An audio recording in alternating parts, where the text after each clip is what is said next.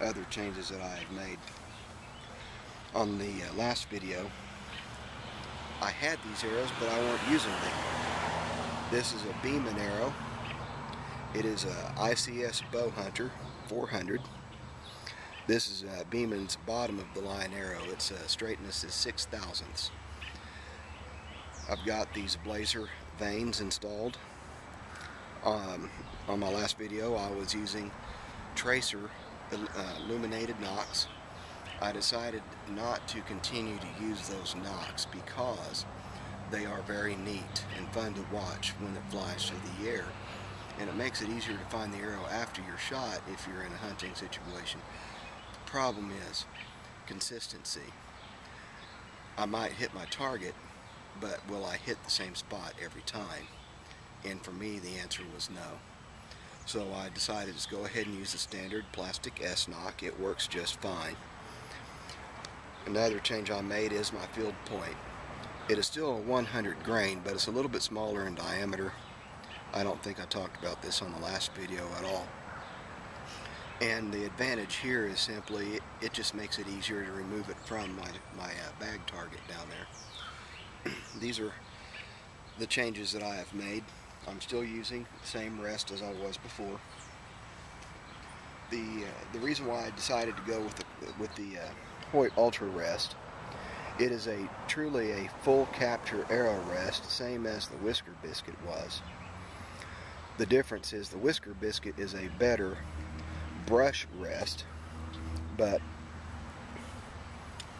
this rest, because there is no contact between the arrow and the bow at all, there is no resistance on the arrow, and the vanes on the Whisker Biscuit will have to pass through the Whisker Biscuit, and that could possibly kick the arrow one way or another as it passes through.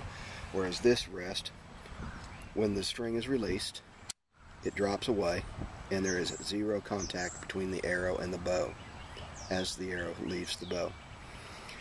And if all you're doing is shooting a deer at 20 yards, well, then the Whisker Biscuit is probably the better way to go for a number of reasons, cost being one. It's definitely the cheaper arrow rest. Dependability, it just doesn't break down. And also, the Whisker Biscuit's pretty much idiot proof. There's no moving parts to it. One of the things that I do like about this rest, though,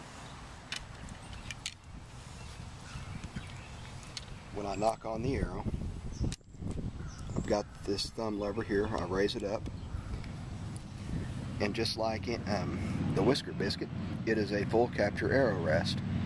It will not drop the arrow no matter how I hold the bow.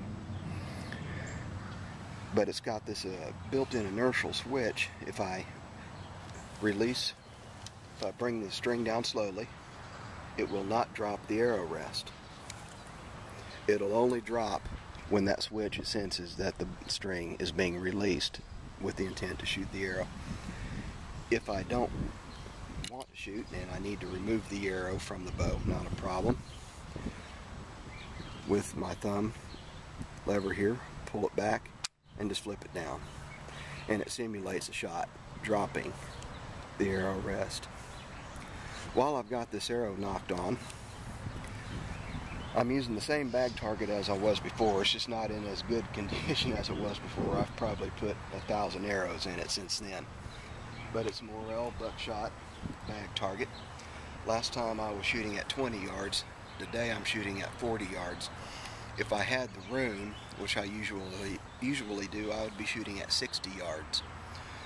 But 40 yards is a good distance. How I have my sight pins set up: the top pin is 20, the first amber is 30, the red middle pin is 40, the bottom amber is 50, and the bottom green is 60.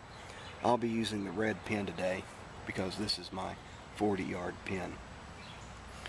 What I have learned, and again, this is just what I have learned, this is not instruction that I have received from any one person, because I've had so much difficulty finding said instruction. I've had to do all of this by trial and error. began reading articles in magazines and watching video of professional target archers in their World Cup competitions. And I think that I have learned quite a bit. The first thing to consider when shooting and you want to maintain a tight group is your stance.